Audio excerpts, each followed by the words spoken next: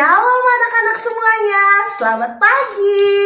Ketemu lagi sama Miss Monik. Nah, hari ini, chapel hari ini akan dibawakan oleh Miss Monik dan Miss Putu. Nah, sebelum kita mulai chapel hari ini, ayo kita semua harus siap-siap dulu. Ya, yang makan, ayo yang lagi sarapan, stop dulu sarapannya. Kita semuanya harus berpakaian rapi, harus ganteng, harus cantik sebelum kita mendengarkan firman Tuhan dan memuji Tuhan.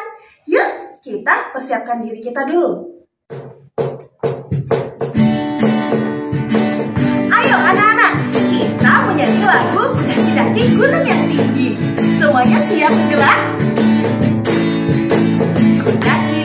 Daki-daki gunung yang tinggi, turun lembah yang dalam, ku melintasi padang rumput hijau bentang, Yesus besertaku.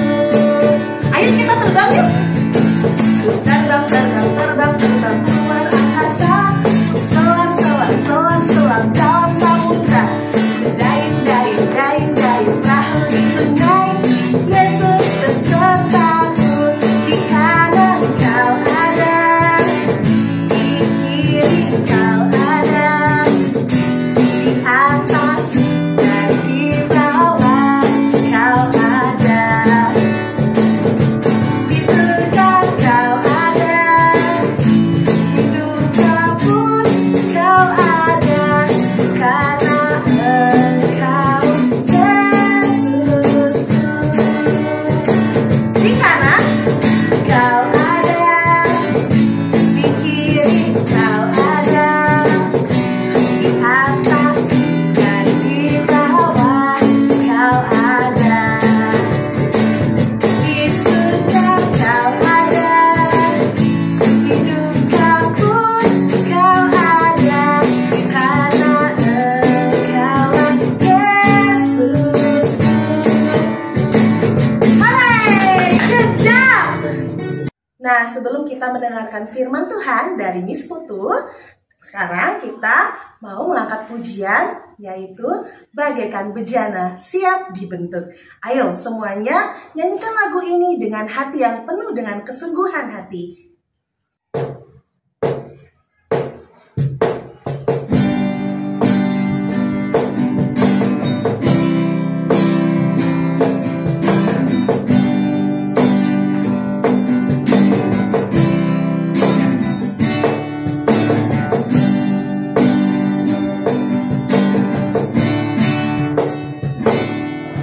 Bagaikan bejana siap dibentuk.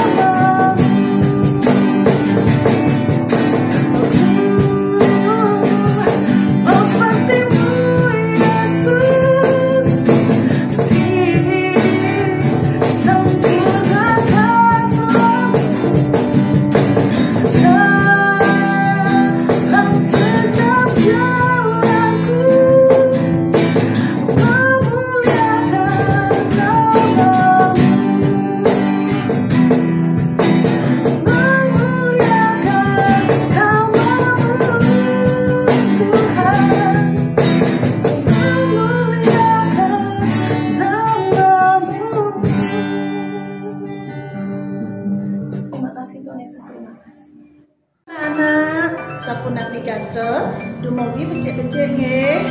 Apa kabar? Semoga baik-baik aja semuanya ya. Oke, hari ini kita mau kita mau memuji Tuhan dan mendengarkan firman Tuhan. Untuk itu kita berdoa dulu ya anak-anak. Mari kita berdoa. Bapa kami yang ada di surga, pada kesempatan hari ini Tuhan, kami anak-anakmu datang ke hadapan-Mu ya Bapa.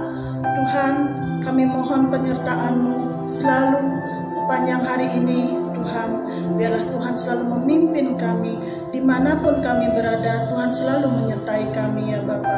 Tuhan Yesus, saat ini kami mau mendengarkan firman-Mu, mau memuji-Mu Tuhan. Biarlah Tuhan selalu memimpin dengan Roh Kudus-Mu ya Bapa. Tuhan, terangi hati dan pikiran kami ya Bapa. Siapkan hati dan pikiran kami Tuhan untuk mendengarkan firman-Mu ya Bapa, dan juga memuji dan memuliakan nama-Mu ya Tuhan. Terima kasih Tuhan Yesus. Pada saat ini kami menyerahkan kehidupan kami hanya dalam tangan-Mu. Di dalam nama Tuhan Yesus Kristus kami berdoa. Amin. Firman Tuhan terambil dari 1 Tawarik 28 ayat 9. Ya, dengan tema kita hari ini yaitu belajar rela bagi Kristus ya. Oke, misalkan bacakan firman Tuhan pada hari ini, yaitu terambil dari 1 Tawarik 28 ayat 9. Oke. Dan engkau anakku Salomo, kenallah Allahnya ayahmu dan beribadahlah kepadanya dengan tulus ikhlas dan dengan rela hati, sebab Tuhan menyelidiki segala hati dan mengerti segala niat dan cita-cita. Jika engkau mencari Dia, maka Ia berkenan ditemui olehmu. Tetapi jika engkau meninggalkan Dia, maka Ia akan membuang engkau selamanya. Nah, anak-anak, itu tadi bacaan firman Tuhan yang terambil dari 1 Tawarik 28 ayat 9. Nah, pada usianya tuanya Daud, ia sadar bahwa ia tidak selamanya menjadi raja. Oleh karena itu, Daud menyampaikan pesan-pesan terakhirnya kepada Salomo. Nah, Salomo itu siapa, Nana? Salomo itu adalah anak dari Daud. Nah, Salomo ini yang kelak menggantikan kedudukan Daud menjadi raja. Daud ini sudah menjadi raja lebih dari 40 tahun. Nah, maka dari itu pesannya Daud sangatlah penting yang harus diperhatikan oleh Salomo. Nah, anak-anak, apa pesan Salomo? Pertama, mengenal Allah. Daud berkata, anakku Salomo, kenallah Allahmu, ayahmu. Nah, kenapa Daud berkata demikian? Karena Daud sangat dekat dengan Allah. Ia ini bisa kita lihat dalam Mazmur 1. Mari kita baca Mazmur 1. Mazmur 1, jalan orang benar dan jalan orang fasik. Berbahagialah orang yang tidak berjalan menurut nasihat orang fasik, yang tidak berdiri di jalan orang berdosa, dan yang tidak duduk dalam kumpulan pencemooh. Tetapi yang kesukaannya ialah Taurat Tuhan, dan yang merenungkan Taurat itu siang dan malam. Ia seperti pohon yang ditanam di tepi aliran air, yang menghasilkan buahnya pada musimnya, dan ia tidak layu daunnya. Apa saja yang diperbuatnya berhasil. Bukan demikian orang fasik, mereka seperti sekam yang ditiupkan angin. Sebab itu orang fasik tidak akan tahan dengan penghakiman. Begitu pula orang berdosa dalam perkumpulan orang benar. Sebab Tuhan mengenal jalan orang benar, tetapi jalan orang fasik menuju kebinasaan.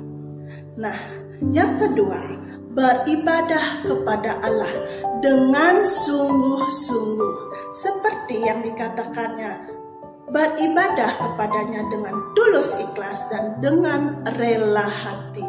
Sebab Tuhan menyelidiki segala hati dan mengerti segala niat dan cita-cita. Nah, anak-anak, Daud katakan itu kepada Salomo, tulus ikhlas, segala hati mencari Dia. Apa yang dimaksud dengan semuanya itu? Yang dimaksud dengan perkataan Daud, yaitu kita harus dengan penuh kesungguhan. Kita tidak boleh berpura-pura, tidak punya maksud-maksud tertentu, tidak memandang muka, tidak menuntut balasan. Nah, inilah yang Daud harapkan kepada Salomo pada saat nanti Salomo menjadi raja Israel. Nah, anak-anak, sesuai dengan tema kita belajar rela bagi Kristus. Pertama, rela dibentuk, dan kedua, rela dirubah. Mari kita baca Filipi 2 ayat 9 sampai ayatnya yang ke-11. Itulah sebabnya Allah sangat meninggikan Dia dan mengaruniakan kepadanya nama di atas segala nama, supaya dalam nama Yesus bertekuk lutut segala yang ada di langit dan yang ada di atas bumi dan yang ada di bawah bumi, dan segala lidah mengaku Yesus Kristus adalah Tuhan, bagi kemuliaan Allah Bapa. Nah, anak-anak, mau menjadi rela dibentuk itu tidak mudah. Kita belajar dari Daud. Pertama, Daud tidak tersinggung ketika ditegur walaupun dia seorang pemimpin atau raja. Karena pemimpin yang baik siap menerima teguran, karena orang yang menerima teguran artinya orang tersebut memiliki kerendahan hati.